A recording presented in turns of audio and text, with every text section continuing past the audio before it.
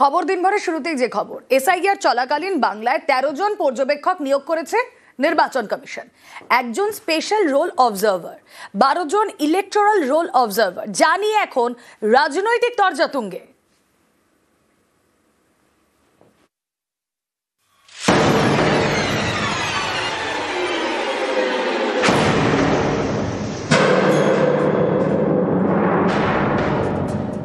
সাধারণত ভোটের সময় পর্যবেক্ষক নিয়োগ করে নির্বাচন কমিশন। এবার নজিরবিহীন সিদ্ধান্ত নিয়ে এসআইআর এর সময় পর্যবেক্ষক নিয়োগ করেছে তারা। এসআইআর এর কাজ করতে ইতিমধ্যে ভিন রাজ্য থেকে 3 অফিসারকে পাঠানো হয়েছে পশ্চিমবঙ্গে।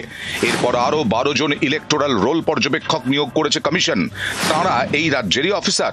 স্পেশাল রোল অবজারভার বা বিশেষ পর্যবেক্ষক হিসেবে নিয়োগ করা হয়েছে সুব্রত গুপ্তকে। তিনি রাজ্যের প্রাক্তন অফিসার।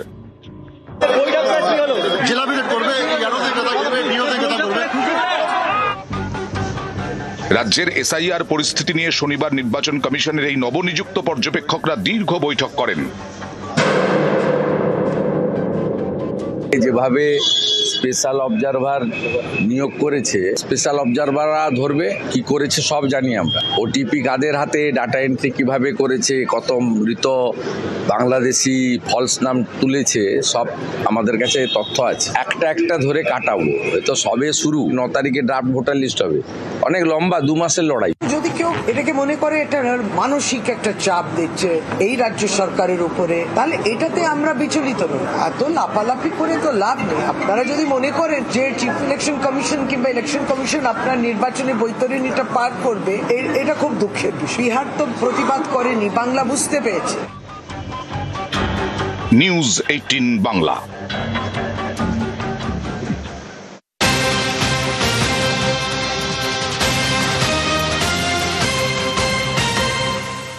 নবান্নকে না জানিয়ে অবজারভার নিয়োগ, শুক্রবার 12 ইলেকটোরাল অবজারভার নিয়োগ, 12 আইএএস অফিসারকে অবজারভার নিয়োগ কমিশনের। কথা বলবো, প্রতিনিধি সোমরাজ বন্দ্যোপাধ্যায় রয়েছেন সঙ্গে। সোমরাজ, দেখো, জাতীয় নির্বাচন কমিশনের তরফে রাজ্যে এসআইআর প্রক্রিয়ার জন্য রাজ্যের থেকেই যে 12 জন আইএএস অফিসারকে নিয়োগ করা হয়েছে ইলেকটোরাল রোল অবজারভার হিসাবে, সেই নিয়োগের ব্যাপারে রাজ্যকে জানানো হয়নি।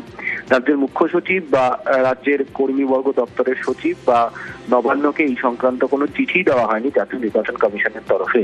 মূলত নবান্নের দাবি যে সাধারণত জাতীয় নির্বাচন কমিশন নির্বাচনের সময় কোনো নিয়োগ করে থাকলে রাজ্যের আইএএস অফিসারদের মধ্যে থেকে সেক্ষেত্রে রাজ্যকে জানিয়েই করে বা রাজ্যের থেকে নাম নিয়েই করে। বা এক্ষেত্রে কিন্তু জাতীয় নির্বাচন কমিশনের তরফে রাজ্যের থেকে এখনো পর্যন্ত কোনো নাম চাওয়া হয়নি, চিঠি দেওয়া হয়নি। অন্তত গতকাল সন্ধ্যে পর্যন্ত রাজ্যের মুখ্য সচিব মনোজ পন্তকেও কোনো চিঠি দেওয়া হয়নি জাতীয় নির্বাচন কমিশনের তরফে।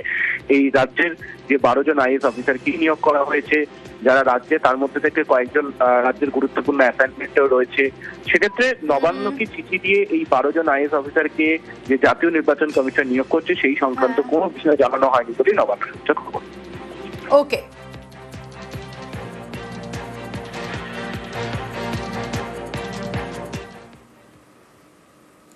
পদ্মকে নিশানা করে অভিষেকের চ্যালেঞ্জ। 26-এ 21-এর থেকে বড় ব্যবধানে জিতবে তৃণমূল। পদ্ম শিবিরকে নিশানা করে চ্যালেঞ্জ অভিষেকের। পুরনো বিজ্ঞপ্তি ব্যবহার করে ভূ উত্তেজনা ছড়াচ্ছে বিজেপি। এসআইআর এর লোক দেখানো কৌশল সম্পূর্ণ ধ্বংস। সব কেন্দ্রীয় এজেন্সি ব্যবহার করেও 26-এ ভরাডুবি হবে পদ্মের। কথা বলবো, আবির ঘোষাল রয়েছেন সঙ্গে। আবির, দেখো, বারবারই তৃণমূলের তরফ থেকে বলা হয় যে নির্বাচন আসলেই কেন্দ্রীয় এজেন্সির ব্যবহার শুরু হয় এবং তাদের বক্তব্য যে এবারে কেন্দ্রীয় এজেন্সির ব্যবহারের সঙ্গে সঙ্গে নির্বাচন কমিশনকেও ব্যবহার করা হচ্ছে এবং সে কারণেই পুরনো কিছু নোটিফিকেশনকে সামনে নিয়ে এসে যে অবস্থার কথা তুলে ধরা হচ্ছে বা এমনভাবে প্রচার করা হচ্ছে যাতে মানুষের মধ্যে বিভ্রান্তি তৈরি হয়। এবং এই প্রসঙ্গে সেই নোটিফিকেশনকে চ্যালেঞ্জ করেছেন কার্যত তিনি, এবং সেটা যে পুরনো নোটিফিকেশন সেই প্রসঙ্গের কথা তিনি এক্স হ্যান্ডেল পোস্টে উল্লেখ করেছেন।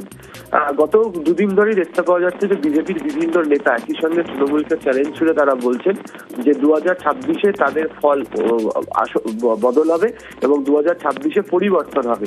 এবং এই প্রসঙ্গে চ্যালেঞ্জ করে তিনি উল্লেখ করেছেন যে 2021-এ যে ফল হয়েছিল তার থেকে ভালো ফল তৃণমূল কংগ্রেসের হবে, অনেক বেশি সংখ্যক ব্যবধান নিয়ে তৃণমূল কংগ্রেস জিতবে।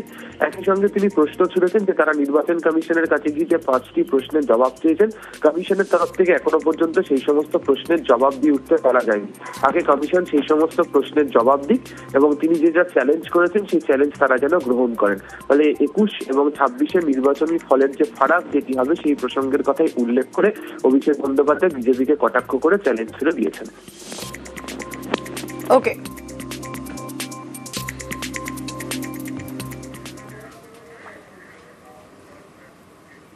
বিএলওর বিরুদ্ধে এসআইআর ফর্ম নষ্ট করার অভিযোগ কোথায়? নামখানায় বিএলওর বিরুদ্ধে সরব ভোটার। নামখানার নারায়ণপুরের 207 নম্বর বুথের ঘটনা। 2002-এ নাম না থাকা ফর্মের ডান দিকে ফিল আপের পর বিএলওর কাছে জমা বলেও দাবি, রিসিভ কপি থাকলেও ভেরিফিকেশনের সময় সমস্যা।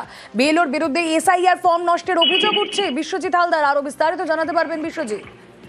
হ্যাঁ দেখো, এই মুহূর্তে নামখানার যে নাদাভাঙা এলাকা 260 নম্বর বুথ, একেবারে দীর্ঘদিনের বাসিন্দা নকুলেশ্বর কয়াল, তিনি যেটা অভিযোগ করছেন যে তিনি যে তাঁর হচ্ছে 2002 সালে ভোটার লিস্টে কোনোভাবে তার নাম নেই এবং সেই কারণে তিনি ডান দিকে তলায় ডান দিক তিনি ফিল আপ করেছিলেন এবং সেই মতো তিনি বিএলওকে জমা দেন এবং বিএলওর কাছ থেকে রিসিভ কপিও নেন।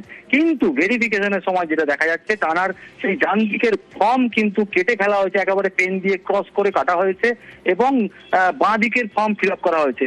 একেবারে আমরা যেটা জানি, বাঁ দিকে যেটা ফর্মটা তলায় ফিল আপ করা হয় সেটা হচ্ছে 2002 সালের নাম থাকলে তবে মাত্র সেই ফর্মটা কিন্তু ফিল আপ করা যায়। সেক্ষেত্রে কিন্তু অভিযোগ এই বাঁ দিকে নতুন করে ফর্ম ফিল আপ করা হয়েছে এবং সেই অভিযোগের ভিত্তিতে কিন্তু তারা নামখানা বিডিওকে কিন্তু অভিযোগ জানিয়েছেন এবং তার বেশি আমরা কথা বলেছিলাম বিএলওর সঙ্গে, যিনি বিএলও রয়েছেন দীপক কুমার সিট, তিনি যেটা জানিয়েছেন যে ওই ফর্ম তিনি কোনোভাবেই কাটেননি।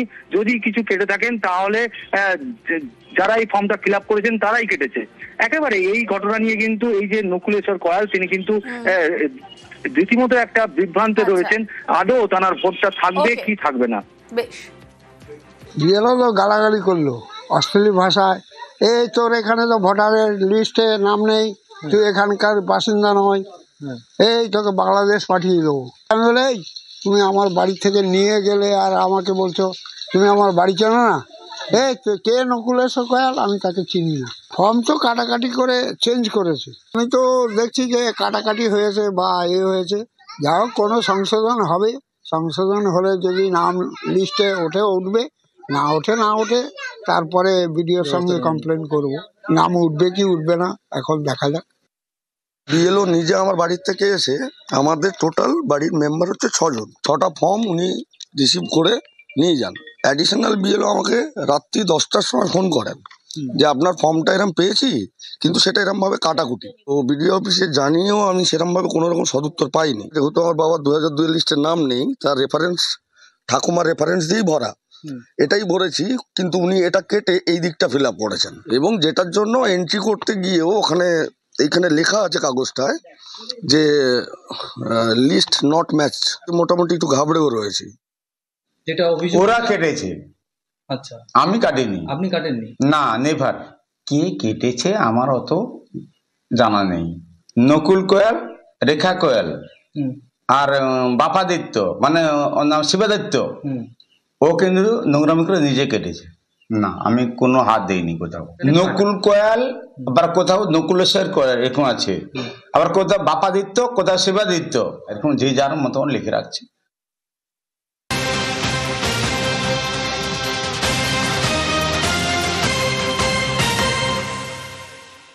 অন্যকে বাবা দেখে এসআইআর ফর্ম জমা। বাগদার হেলেন চায় 3 ভাইয়ের কীর্তি ফাঁস। নিজের বাবা প্রতিবেশী বৃদ্ধের নাম এক, প্রতিবেশী বৃদ্ধের এপিক জমা দিয়ে এসআইআর ফর্ম জমা। প্রতিবেশী বৃদ্ধের স্ত্রীকেও মা বলে পরিচয় 3 ভাইয়ের। কথা বলবো, প্রতিনিধি অনিরুদ্ধ রয়েছেন সঙ্গে। অনিরুদ্ধ, এই ঘটনা সামনে আসার পর কি ব্যবস্থা? দেখো রুমেলা, উত্তর 24 পরগনার বাগদার হেরিংচা গ্রাম পঞ্চায়েতের 127 নম্বর বুথে এই ঘটনা ঘটেছে। এই 3 জন যুবকের বিরুদ্ধে ইতিমধ্যেই এই হরষিত বিশ্বাস, যাকে বাবা সাজিয়ে এসআইআর ফর্ম ফিল আপ করেছিল, সেই হরষিত বিশ্বাস নিজেই পঞ্চায়েতে বিএলও সুপারভাইজারের কাছে অভিযোগ জানিয়েছেন। তার অভিযোগ যে রঞ্জন বিশ্বাস, হিরণময় বিশ্বাস এবং প্রশান্ত বিশ্বাস, এরা 3 ভাই, তাকে বাবা সাজিয়ে এবং তার স্ত্রীকে মা সাজিয়ে এসআইআর ফর্ম জমা দিয়েছেন। তিনি জানতে পারার পরেই তিনি এই পঞ্চায়েতে এসে বিএলওর যিনি সুপারভাইজার আছে তার কাছে অভিযোগ জানিয়েছেন যে এই 3 ব্যক্তি তার কোনো পরিচিত ব্যক্তি নয়, তারা তার ছেলে নয়, এই হিসাবে তাদের বিরুদ্ধে ব্যবস্থা নেওয়া হোক সেই আবেদন জানিয়েছে। অন্যদিকে এই যাদের বিরুদ্ধে অভিযোগ, এই অভিযুক্তদের বাড়িতে গিয়ে কিন্তু এদের দেখা মেলেনি, তারা কোনো প্রতিক্রিয়া দিতে চাননি এবং এ বিষয়ে তারা কোনো প্রতিক্রিয়া মেলেনি। অন্যদিকে সরকারি আধিকারিক কিন্তু জানাচ্ছেন যে এরকম ধরনের অভিযোগ তারা পেয়েছেন, ঊর্ধ্বতন কর্তৃপক্ষকে পাঠিয়ে ঘটনা তদন্ত করবার জন্য নির্দেশ দিয়েছেন। রুমেলা, ওকে। ওই বর্ধমান এনেছে রঞ্জন বিশ্বাস আর হচ্ছে হিরণ্ময় বিশ্বাস। কি আপনাকে কি দেখিয়েছে? বাবা আর আমার স্ত্রী তো মা। এটা কি আপনার ছেলে? না, কিন্তু আমি কিছু জানি না। এই ফর্ম জমা দিচ্ছে ওরা। ফর্ম জমা দিয়েছে, এসআইআর ফর্ম। হ্যাঁ। আপনি কোথায় অভিযোগ করেছেন? ভিডিওতে। কি চাইছেন? এর বিচার চাই। हमारे सैनिकों के अदम्य साहस और पराक्रम को सम्मान देने का एक खास दिन है। साथियों, जो लोग नेवी से जुड़े टूरिज्म में रुचि रखते हैं उनके लिए हमारे देश में बहुत सी जगह हैं जहां जाकर उन्हें बहुत कुछ सीखने को मिलेगा। देश के पश्चिमी तट पर गुजरात के सोमनाथ के पास एक जिला है दीव। दीव में आईएनएस खुखरी को समर्पित खुखरी मेमोरियल एंड म्यूजियम है। वहीं गोवा में नेवल एविएशन म्यूजियम है जो एशिया में अपनी तरह का अनूठा संग्रहालय है। फोर्ट कोची के आईएनएस द्रोणाचार्य में इंडियन नेवल मैरीटाइम म्यूजियम है। यहाँ हमारे देश की मैरीटाइम हिस्ट्री और इंडियन नेवी के इवोल्यूशन को देखा जा सकता है।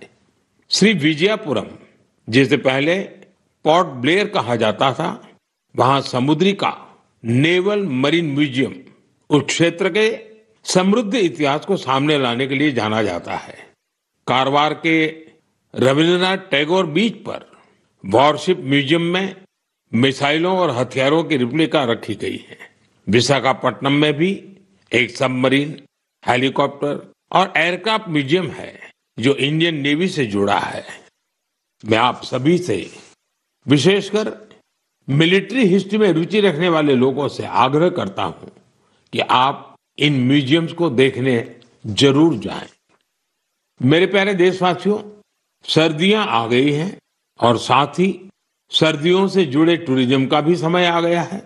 दुनिया के कई देशों ने सर्दियों में होने वाले टूरिज्म को, विंटर टूरिज्म को अपनी अर्थव्यवस्था का बहुत बड़ा आधार बना दिया है। अनेक देशों में दुनिया के सबसे सफल विंटर फेस्टिवल और विंटर स्पोर्ट्स मॉडल है। इन देशों ने skiing, snowboarding, snow trekking, ice climbing और फैमिली स्नो पार्क्स जैसे अनुभवों को अपनी पहचान बनाया है। इन्होंने अपने विंटर फेस्टिवल्स को भी वैश्विक आकर्षण में बदला है। साथियों, हमारे देश में भी विंटर टूरिज्म की हर क्षमता मौजूद है।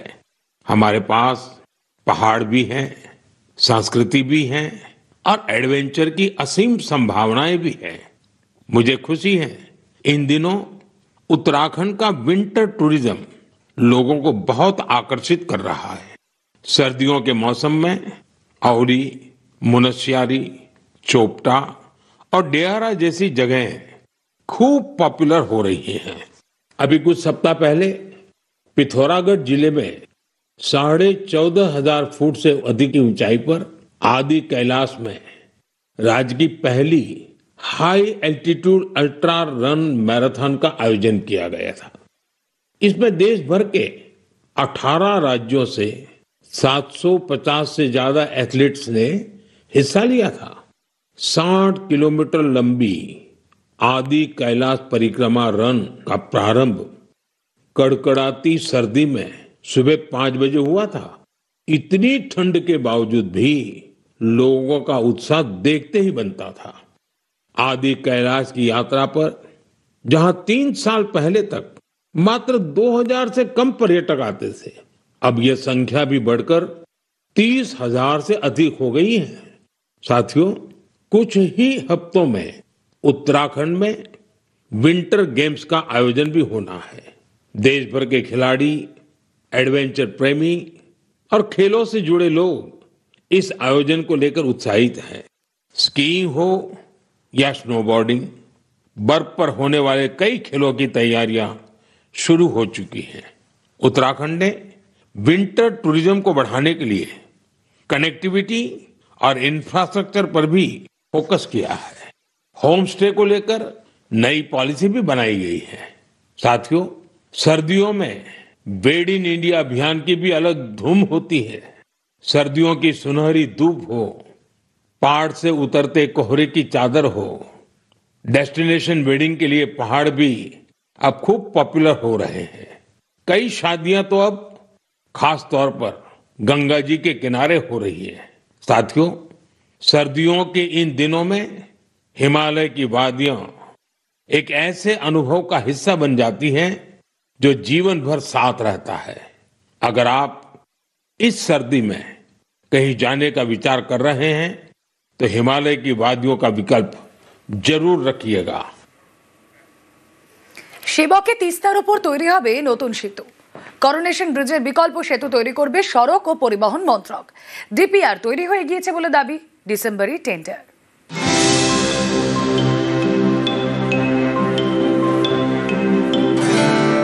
সেবকে তিস্তার উপর করোনেশন সেতু, আরেক নাম সেবক ব্রিজ।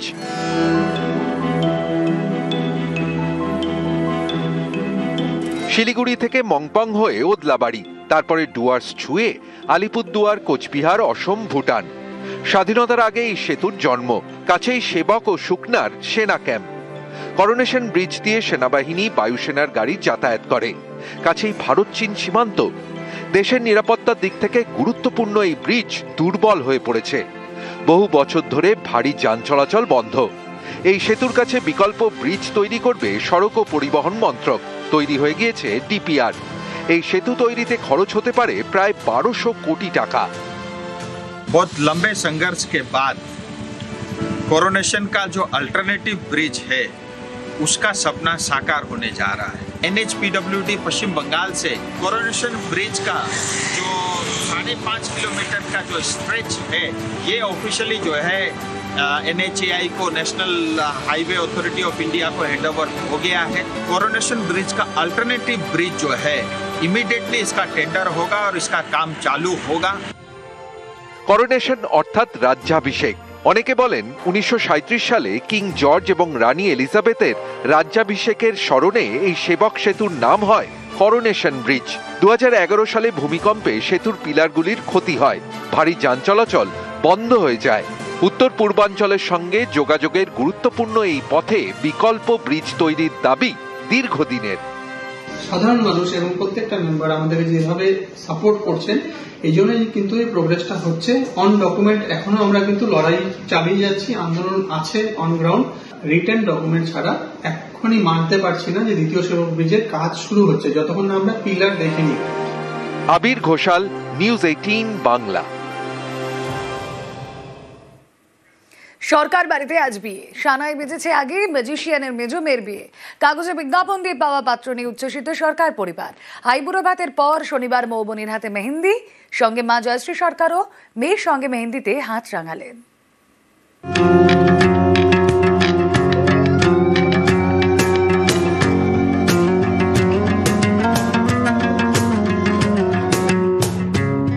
জাদুশিল্পী পিসি সরকার জুনিয়র ও জয়শ্রী সরকারের কন্যাদের জন্য জাতি, ধর্ম, বর্ণ নির্বিশেষে 38 থেকে 45 উপযুক্ত, সুদর্শন, দীর্ঘাঙ্গ, সুপ্রতিষ্ঠিত পাত্র চাই। মানেকা সরকার, মৌবনী সরকার আর মুমতাজ সরকার, 3 মেয়েকে নিয়ে ভরা জাদুর সংসার। প্রদীপ জয়শ্রী দুজনেই চেয়েছিলেন 3 মেয়ের বিয়ে হোক ঈশ্বরের ম্যাজিকে, অর্থাৎ কাগজে দেওয়া হবে বিজ্ঞাপন, তারপর পছন্দ অপছন্দ, পাকা দেখা, পাকা কথা। গত বছরের শেষে 3 মেয়ের বিয়ের জন্য কাগজে বিজ্ঞাপন দিয়েছিলেন জাদু সম্রাট পিসি সরকার জুনিয়র। 6 মাস না যেতেই মেজো মেয়ে মৌবনির জন্য পাত্রের সন্ধান মিলেছিল। পাত্র সৌম্য রায়, বাড়ি চন্দননগর, পেশা রিসার্চ অ্যানালিস্ট। এরপর দুবারই সদস্যরা একটি রেস্তোরাঁয় দেখা সাক্ষাৎ করেন, কথা এগোয়, পাকা হয়। এরই মাঝে মৌবনী ও সৌম্য একে অপরকে ডেট করেন। বিয়ের দিন পাকা হয়। 30শে নভেম্বর দক্ষিণ কলকাতার এক হোটেলে বসছে বিয়ের আসর। 4 হাত এক হবে। মায়াজাল দেখে বড় হওয়া মেয়ে জড়াবে নতুন মায়ার জালে।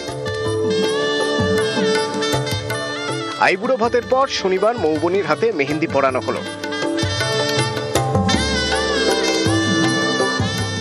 মা জয়ত্রী সরকারও মেয়ের সঙ্গে মেহেন্দিতে হাত রাঙালেন। মৌবনি বিশ্বাস করেন মেহেন্দির রং যত গাঢ় হবে হবু বরের সঙ্গে ভালোবাসাও ততটাই গভীর হবে। ইচ্ছে আছে কোনো একটা মেয়ের কোনো একটার ঘর জামাই রাখবো ভীষণ ভাবে, ভীষণ, একটা না পারলে দুটোই। এখন একজনকে তো উপায় নেই এখন আমি ওই ধান্দায় রয়েছি কোনটাকে ঘর জামাই করব। হাত ধরে হাঁটতে শেখানো মেয়েটা অন্য মায়ায় জড়িয়ে পড়বে। মায়াজালের রাজার চোখে জল, আবেগে ভাসছেন পিসি সরকার জুনিয়র। 3 মেয়ের জন্য পাত্রীর বিজ্ঞাপন দেওয়া হয়েছিল। 3 মেয়েকে এক ছাদনাতলায় কন্যাদান করতে চেয়েছিলেন ম্যাজিশিয়ান, কিন্তু তা যে হলো না। ত্রিধারায় বইবে, ত্রিশূলের মতো। এতে প্রথম শুল আর 2টো শুল বাকি আছে। বিয়ের ফুলে গন্ধ থাকতে থাকতে যেন হয়ে যায় এটা। তবে আমার বন্ধু বান্ধবরা বলছে মানে কবজির বিয়ে তো খাবো, বেশি তাড়াতাড়ি ঘন ঘন খেলে পরে পেট খারাপ হবে, একটু রয়ে শুয়ে করবো। ম্যাজিশিয়ানের মেয়ে পাত্র ডেটে গিয়ে ম্যাজিক দেখতে চায়নি। বরের মাথা তো খেতেই হয়, এটা কিন্তু একদম মানে ওয়াইফসদের মেনু লিস্টের মধ্যে রয়েছে। তাই সেই কারণে যেহেতু খুব দারুণভাবে বরের মাথা খাবো, আপনাদের সবার আশীর্বাদ চাইছি। প্রথম ডেটিংয়ে গেলে সৌম্যর সঙ্গে তোমার কাছে বলে ম্যাজিক দেখতে চেয়েছিল। হ্যাঁ, আমি ডেটটাকে না টেনেছি, জানো তো, অনেক দিন ধরে টেনেছি। প্রথমবারই ম্যাজিক দেখতে চেয়েছিল, দেখায়নি। আমি বলেছি আরও কটা ডেট হোক তারপরে দেখাবো। কেমন পাত্র পছন্দ মানেকার মুমতাজের? আমি তার মা বাবা এবং আমার মা বাবাকে একসঙ্গেই রেখে দেবো, সুতরাং ঘর জামাই না ঘর বউ তখন আর ডিফারেন্সিয়েট করা যাবে না। একটা লম্বা ছেলে পাচ্ছি না, যে মাথায় মাথায় হলেও চলবে, মানে দ্যাটস ফাইন, কিন্তু অ্যাটলিস্ট মাথায় মাথায় হতে হবে। সরকার বাড়িতে একবারে জমজমাট বিয়ের প্রস্তুতি। ক্যামেরায় বিপুল ঘোষের সঙ্গে মানুষ বসা, নিউজ 18 বাংলা।